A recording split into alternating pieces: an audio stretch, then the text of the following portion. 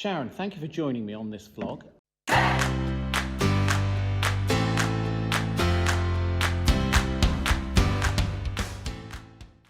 This week we've got this ongoing passage from Matthew 13 of the wheat and the tares, as it's sometimes traditionally called, or the wheat and the weeds. Tell us a bit about what you make of Jesus' teaching here about this passage. Well, for me, I think it's a simple story. We have a farmer with a crop and a rival farmer who decides he wants an advantage at the market. So he goes and sows some weeds amongst his rival's crop.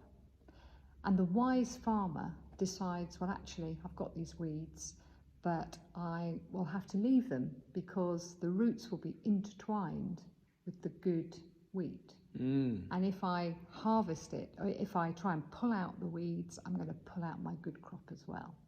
So he leaves it. So for me, it's not about the wheat and the weeds per se. It's about what happens at the end. So that when the farmer harvests the crop, he can actually identify the weeds and get them out. So then he's got the good crop preserved. And the more I thought about this, I then was thinking about my own garden. And I like growing roses and pretty flowers. And the amount of time I spend trying to get the weeds out of my garden. And the definition of a weed is actually a plant that is in a place you don't want it to be. Right. So actually, sometimes the energy I expend on that, I could use somewhere else. And some of my weeds are actually quite pretty. So they look okay in the midst of all these lovely flowers. So what does that say about our communities? I mean, Matthew was talking to a community that had hardships, a community where there was poverty, where there was difficulty with housing, people were hungry, like today. So actually, it's very relevant to our communities today. Sometimes the weeds feel as if they're going to choke us. There are people in our path or barriers in our church communities, and we treat them like weeds. We want to pull them out straight away. But actually, sometimes we have to have patience, and we can work with those weeds and turn them into beautiful flowers.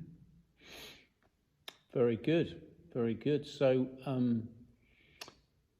So it's really interesting, isn't it, as you say, that a weed can be described as a plant that is in the wrong place from your point of view. Yes. Yeah, yes. I like that.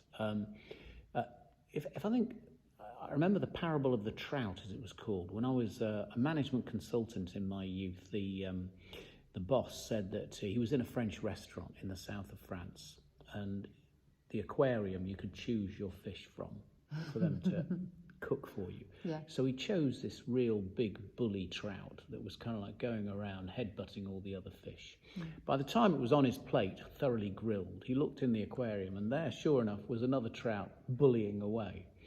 In other words, if you just take out one thing like that, you don't actually change the system.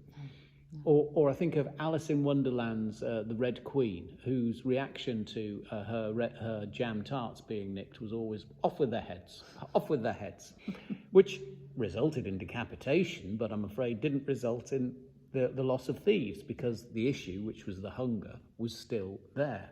So there are a couple of examples of how intervening in a way that thinks you're removing the things that's problematic isn't really having any effect. But Jesus is going further, isn't he? He's saying actually it can have a destructive effect. Yes. And we so often do it ourselves, don't we? Even if we don't do it literally, we can do it in our human communities by the way in which we regard some people. You know, we see somebody coming and we think, oh, there's Silly Sue, there's Tricky Ricky, there's Clever Trevor. Whatever it is, we're dismissing them with yesterday's weather report or whatever it is. And by so doing, we're kind of subtly regarding them as being over here with the weeds and the tares, and ourselves over here with the good stuff. What did Levi Strauss say? He said, the boundaries of our particular tribe mark the limits of our humanity. In other words, the ones that we regard as being the wheat rather than the tares. So one of the things I really like about the understanding of the weeds as a plant in the wrong place is actually that's us too, often, as you say. Yeah. You know, we are both wheat and we are tares. At times, we have to confess we are in the wrong place, doing the wrong thing in the wrong way. And sometimes we bear fruit. So there is something about how, you know, this journey through time to the end of time and the harvest is about us being conformed to being the right kind of plant in the right kind of place, growing in the right kind of way, which is exactly what, you know, things like 1 John 3:2 say. It remains to be seen what we shall be, but when he appears, we shall be as he is, for we shall see him as he is. So it's, in some ways, a teaching for humility, this, because anybody with a right sense of themselves would recognize there's a bit of wheat in me and there's a bit of tare in me, and now's the time to conform to the wheat. Yes. A bit of patience as well. A bit of patience as well, yeah, because it takes time. The disciples wanted the kingdom now. We want the kingdom now. Of course we do. There is an urgency to it, but at the same time, there has to be some patience tempered with that. Yeah, and dependence on the Lord's work. Yeah.